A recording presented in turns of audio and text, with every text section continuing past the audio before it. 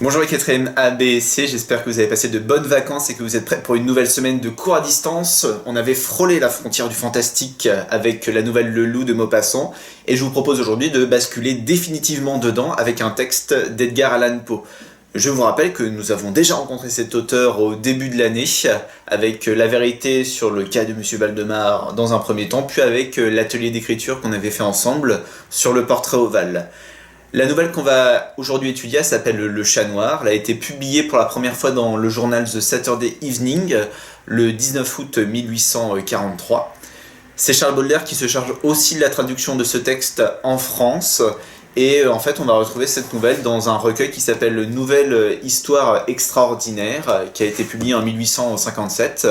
Et dans ce recueil, en fait, Baudelaire a tout simplement regroupé toutes les nouvelles qu'il a traduites d'Edgar Allan Poe pour les publier et les diffuser en France. Le texte est sur vie scolaire dans l'agenda, je vous laisse le récupérer pour que vous puissiez suivre avec moi. Et ensuite, c'est parti pour la lecture.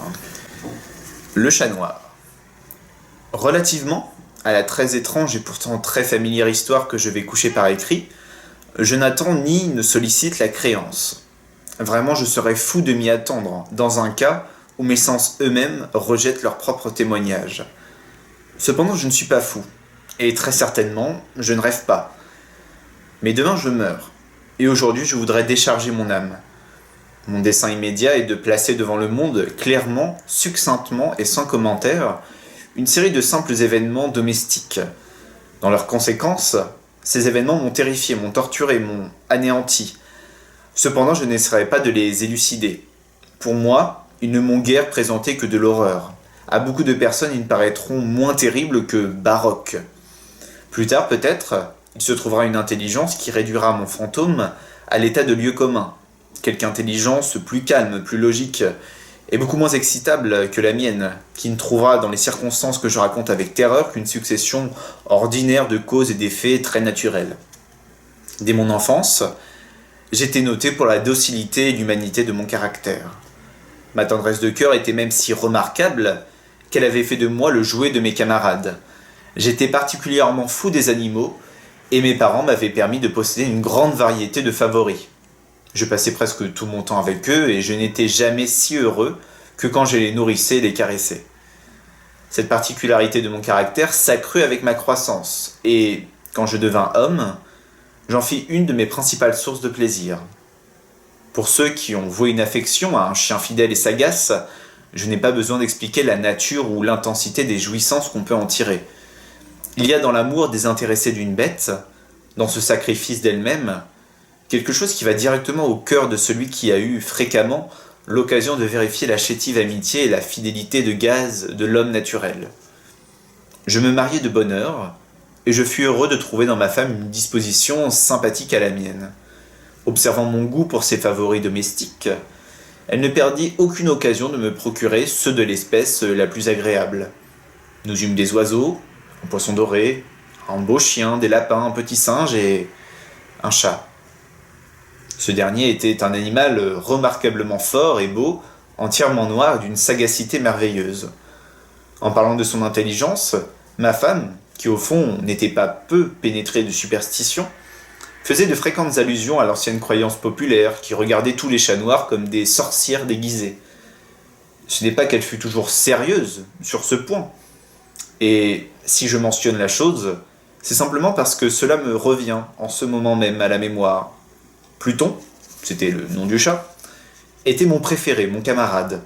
Moi seul, je le nourrissais, et il me suivait dans la maison partout où j'allais. Ce n'était même pas sans peine que je parvenais à l'empêcher de me suivre dans les rues.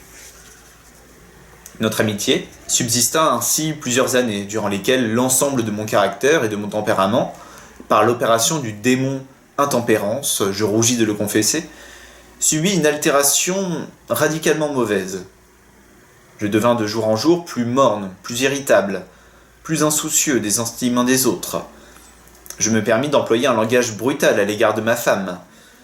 À la longue, je lui infligeais même des violences personnelles. Mes pauvres favoris, naturellement, durent ressentir le changement de mon caractère. Non seulement je les négligeais, mais je les maltraitais. Quant à Pluton, toutefois, J'avais encore pour lui une considération suffisante qui m'empêchait de le malmener, tandis que je n'éprouvais aucun scrupule à maltraiter les lapins, le singe et même le chien quand, par hasard ou par amitié, il se jetait dans mon chemin. Mais mon mal m'envahissait de plus en plus, car quel mal est comparable à l'alcool? Et à la longue, Pluton lui-même, qui maintenant se faisait vieux et qui naturellement devenait quelque peu maussade, Pluton lui-même commença à connaître les effets de mon méchant caractère. Une nuit, comme je rentrais au logis très ivre, au sortir d'un de mes repères habituels des faubourgs, je m'imaginais que le chat évitait ma présence. Je le saisis, mais lui, effrayé de ma violence, il me fit à la main une légère blessure avec les dents. Une fureur de démon s'empara soudainement de moi. Je ne me connus plus. Mon âme originelle sembla tout d'un coup s'envoler de mon corps, et une méchanceté hyper diabolique saturée de djinn pénétra chaque fibre de mon être.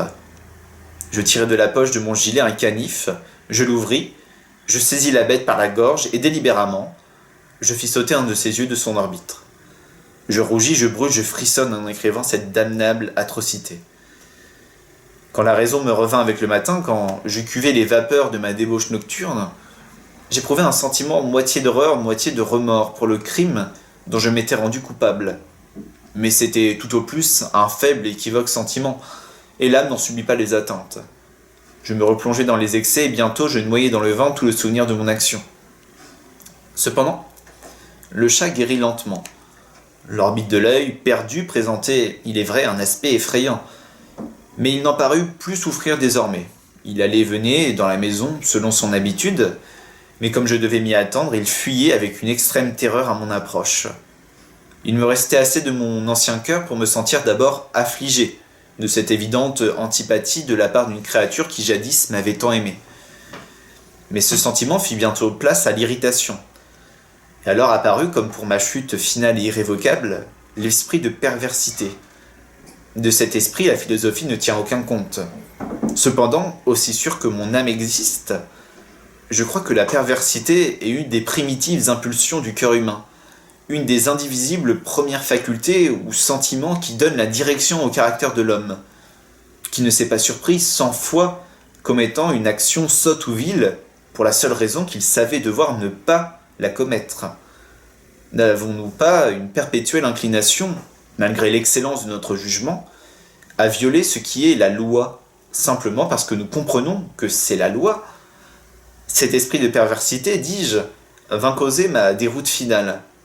C'est ce désir ardent, insondable de l'âme de se torturer elle-même, de violenter sa propre nature, de faire le mal pour l'amour du mal seul, qui me poussait à continuer et finalement consommer le supplice que j'avais infligé à la bête inoffensive.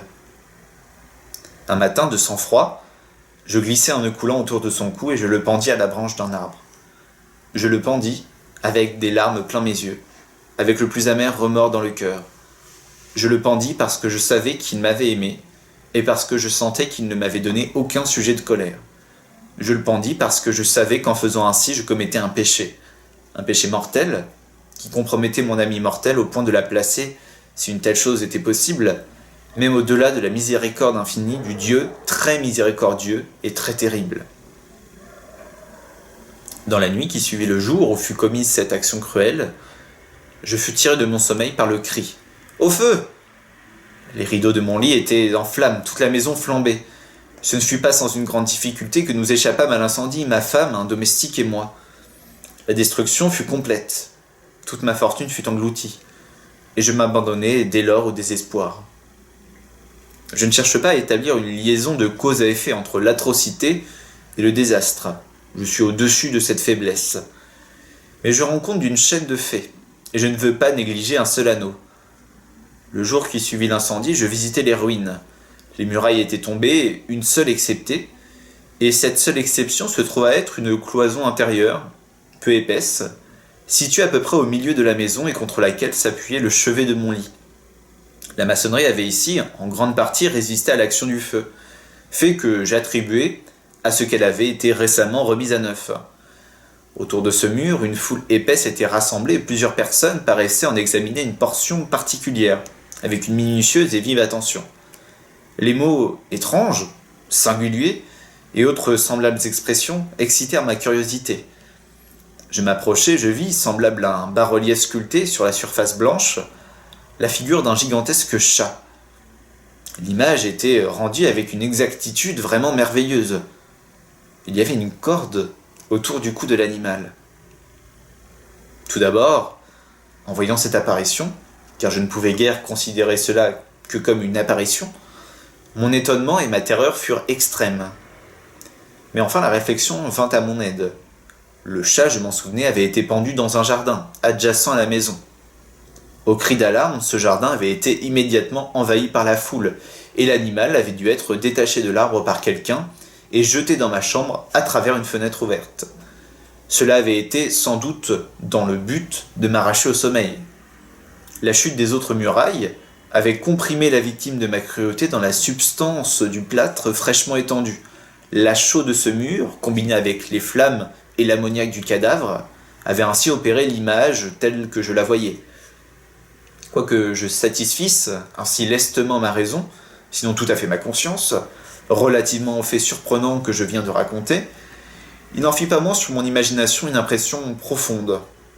Pendant plusieurs mois, je ne pus me débarrasser du fantôme du chat, et durant cette période, un demi-sentiment revint dans mon âme, qui paraissait être, mais qui n'était pas, le remords. J'allais jusqu'à déplorer la perte de l'animal, et à chercher autour de moi, dans les bouges méprisables qui, maintenant, je fréquentais habituellement, un autre favori de la même espèce et d'une figure à peu près semblable pour le suppléer.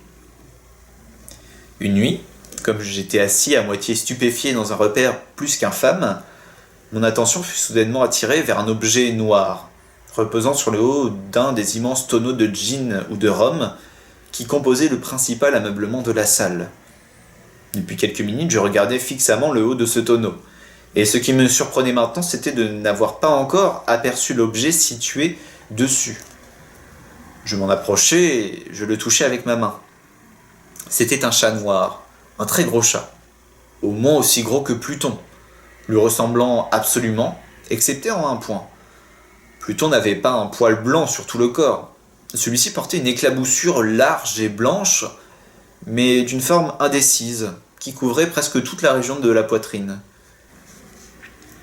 À peine l'eus-je touché, qu'il se leva subitement, ronronna fortement, se frotta contre ma main, et parut enchanté de mon attention. C'était donc là la vraie créature dont j'étais en quête. J'offris tout de suite au propriétaire de le lui acheter, mais cet homme ne le revendiqua pas, ne le connaissait pas, ne l'avait jamais vu auparavant. Je continuai mes caresses, et quand je me préparais à retourner chez moi, l'animal se montra disposé à m'accompagner. Je lui permis de le faire, me baissant de temps à autre, et le caressant en marchant. Quand il fut arrivé à la maison, il s'y trouva comme chez lui, et devint tout de suite le grand ami de ma femme. Pour ma part, je sentis bientôt s'élever en moi une antipathie contre lui. C'était justement le contraire de ce que j'avais espéré. Mais je ne sais ni comment ni pourquoi cela eut lieu. Son évidente tendresse pour moi me dégoûtait presque et me fatiguait. Par de lents degrés, ces sentiments de dégoût et d'ennui s'élevèrent jusqu'à l'amertume, de la haine. J'évitais la créature. Une certaine sensation de honte et le souvenir de mon premier acte de cruauté m'empêchèrent de la maltraiter. Pendant quelques semaines, je m'abstins de battre le chat ou de le malmener violemment. Mais graduellement, insensiblement, j'en vins à le considérer avec une indicible horreur et à fuir silencieusement son odieuse présence comme le souffle d'une peste. Ce qui ajouta sans doute à ma haine contre l'animal fut la découverte que je fis le matin, après l'avoir amené à la maison, que, comme Pluton, lui aussi avait été privé d'un de ses yeux. Cette circonstance, toutefois, ne fit que le rendre plus cher à ma femme, qui, comme je l'avais dit, possédait à un haut degré cette tendresse de sentiment qui, jadis, avait été mon trait caractéristique et la source fréquente de mes plaisirs les plus simples et les plus purs. Néanmoins, l'affection du chat pour moi paraissait s'accroître en raison de mon aversion contre lui. Il suivait mes pas avec une opiniâtreté qu'il serait difficile de faire comprendre au lecteur. Chaque fois que je m'asseyais, il se blottissait sous ma chaise ou il sautait sur mes genoux, me couvrant de ses affreuses caresses. Si je me levais pour marcher, il se fourrait dans mes jambes et me jetait presque par terre, ou bien, enfonçant ses griffes longues et aiguës dans mes habits, grimpait de cette manière jusqu'à ma poitrine.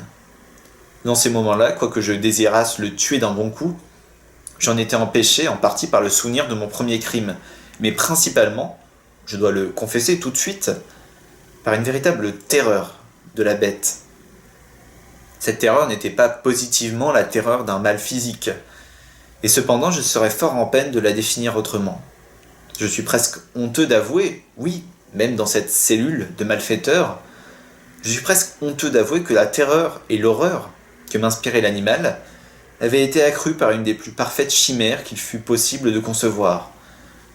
Ma femme avait appelé mon attention, plus d'une fois, sur le caractère de la tache blanche dont j'ai parlé, et qui constituait l'unique différence visible entre l'étrange bête et celle que j'avais tuée. Le lecteur se rappellera sans doute que cette marque, quoique grande, était primitivement indéfinie dans sa forme. Mais lentement, par des degrés imperceptibles, et que ma raison s'efforça longtemps de considérer comme imaginaire, elle avait à la longue pris une rigoureuse netteté de contour. Elle était maintenant l'image d'un objet que je frémis de nommer. Et c'était là surtout ce qui me faisait prendre le monstre en horreur et en dégoût, et m'aurait poussé à m'en délivrer si je l'avais osé. C'était maintenant, dis-je, l'image d'une hideuse, d'une sinistre chose, l'image du gibet. Oh, en lugubre et terrible machine d'horreur et de crime, d'agonie et de mort. Et maintenant j'étais en vérité misérable au-delà de la misère possible de l'humanité. Une bête brute dont j'avais avec mépris détruit le frère, une bête brute engendrée pour moi, homme façonné à l'image du Dieu Très-Haut, une si grande et si intolérable fortune. Hélas, je ne connaissais plus la béatitude du repos, ni le jour, ni la nuit. Durant le jour, la créature ne me laissait pas seul un moment, et pendant la nuit, à chaque instant, quand je sortais de mes rêves, plein d'une intraduisible angoisse, c'était pour sentir la tiède haleine de la chose sur mon visage et son immense poids, incarnation d'un cauchemar que j'étais impuissant à secouer, éternellement posé sur mon cœur. Sous la pression de pareils tourments, le peu de bon qui restait en moi succomba. De mauvaises pensées devinrent mes seules intimes, les plus sombres et les plus mauvaises de toutes les pensées. La tristesse de mon humeur habituelle s'accrut jusqu'à la haine de toute chose et de toute humanité. Cependant ma femme, qui ne se plaignait jamais, hélas, était mon souffre-douleur ordinaire, la plus patiente victime des soudaines, fréquentes et indomptables éruptions d'une furie à laquelle je m'abandonnais dès lors aveuglément. Un jour, elle m'accompagna pour quelques besognes domestiques dans la cave, du vieux bâtiment où notre pauvreté nous contraignait d'habiter. Le chat me suivit sur les marches roides de l'escalier et, m'ayant presque culbuté la tête la première, m'exaspéra jusqu'à la folie. Levant une hache, et oubliant dans ma rage la peur puérile qui jusque-là avait retenu ma main, j'adressai à l'animal un coup qui eût été mortel s'il avait porté comme je le voulais. Mais ce coup fut arrêté par la main de ma femme. Cette intervention m'aiguillonna jusqu'à une rage plus que démoniaque. Je débarrassai mon bras de son étreinte et lui enfonçai ma hache dans le crâne. Elle tomba morte, sur place, sans pousser un gémissement. Cet horrible meurtre accompli, je me mis immédiatement et très délibérément en mesure de cacher le corps. Je compris que je ne pouvais pas le faire disparaître de la maison, soit de jour, soit de nuit, sans courir le danger d'être observé par les voisins. Plusieurs projets traversèrent mon esprit.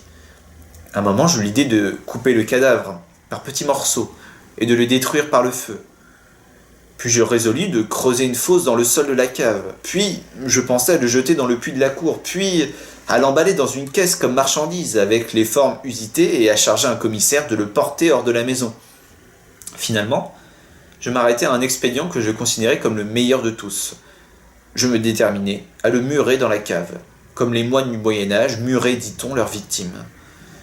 La cave était fort bien disposée pour un pareil dessein. Les murs étaient construits négligemment et avaient été récemment enduits dans toute leur étendue d'un gros plâtre que l'humidité de l'atmosphère avait empêché de durcir. De plus, dans l'un des murs, il y avait une saillie causée par une fausse cheminée, ou espèce d'âtre, qui avait été comblée et maçonnée dans le même genre que le reste de la cave. Je ne doutais pas qu'il ne me fût facile de déplacer les briques à cet endroit, d'y introduire le corps, et de murer le tout de la même manière, de sorte qu'aucun œil n'y put rien découvrir de suspect. Et je ne fus pas déçu dans mon calcul. Avec l'aide d'une pince, je délogeai très aisément les briques, et ayant soigneusement appliqué le corps contre le mur intérieur, je le soutins dans cette position jusqu'à ce que j'eusse rétabli, sans trop de peine, toute la maçonnerie dans son état primitif. M'étant procuré du mortier, du sable et du poêle avec toutes les précautions imaginables, je préparai un crépi qui ne pouvait pas être distingué de l'ancien, et j'en recouvris très soigneusement le nouveau briquetage. Quand j'eus fini, je vis avec satisfaction que tout était pour le mieux. Le mur ne présentait pas la plus légère trace de dérangement. J'enlevai tous les gravats avec le plus grand soin, j'épluchai pour ainsi dire le sol. Je regardai triomphalement autour de moi et me dis à moi-même, ici au moins, ma peine n'aura pas été perdue. Mon premier mouvement fut de chercher la bête qui avait été la cause d'un si grand malheur, car à la fin, j'avais résolu fermement de la mettre à mort. Si j'avais pu la rencontrer dans ce moment, sa destinée était claire.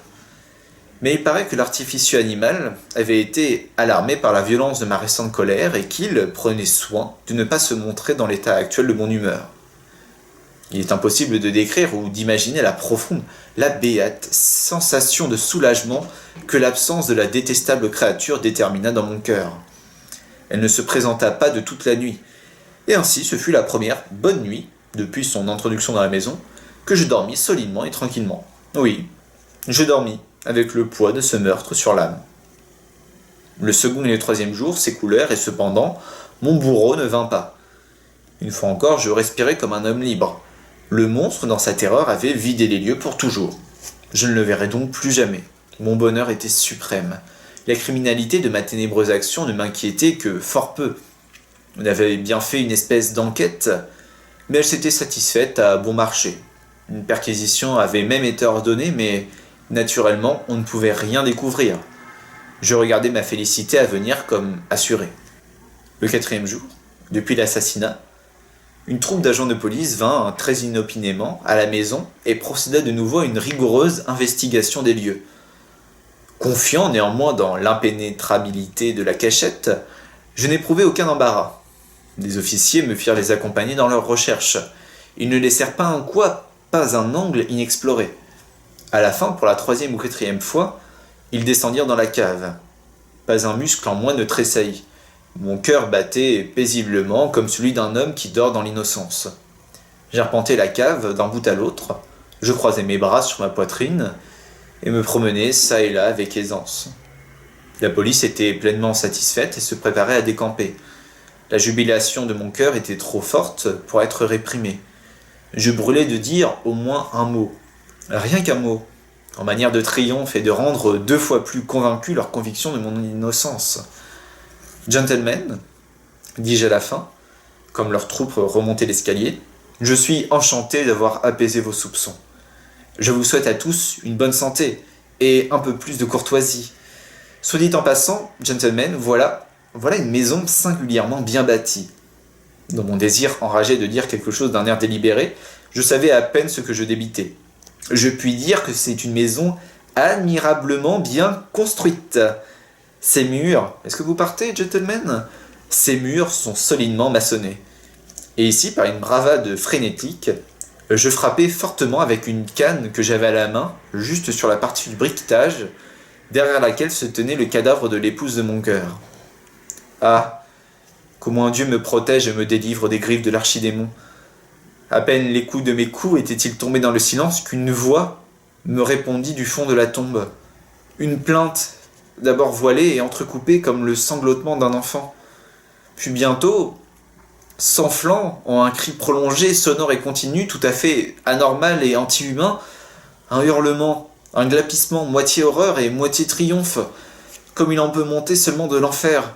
Affreuse harmonie jaillissant à la fois de la gorge des damnés dans leur torture et des démons exultant dans la damnation. Vous dire mes pensées, ce serait folie. Je me sentis défaillir et je chancelai contre le mur opposé. Pendant un moment, les officiers placés sur les marches restèrent immobiles, stupéfiés par la terreur. Un instant après, une douzaine de bras robustes s'acharnaient sur le mur. Il tomba tout d'une pièce. Le corps, déjà grandement délabré et souillé de sang grumelé, se tenait droit devant les yeux des spectateurs.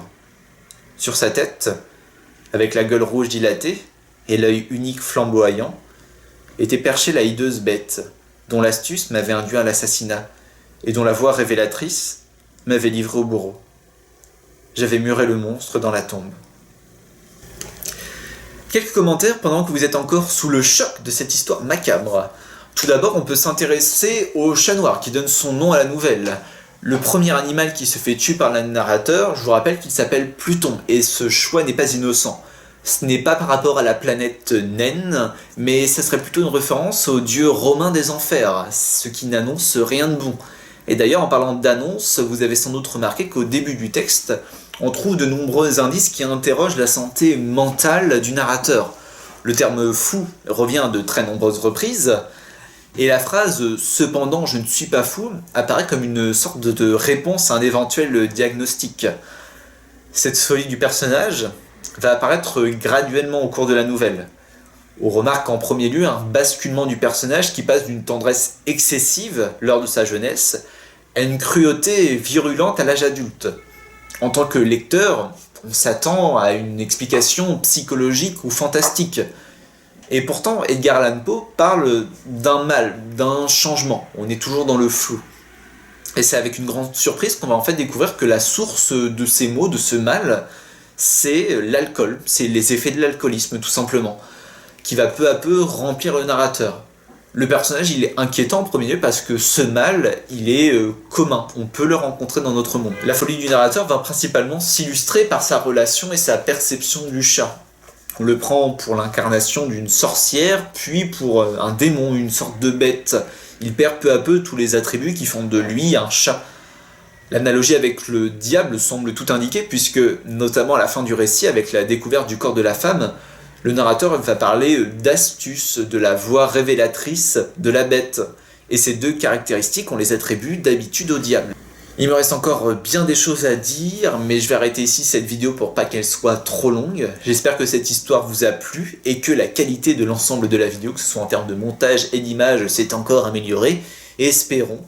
Je vous souhaite de passer une très bonne soirée. N'oubliez pas, soyez sympa avec les animaux.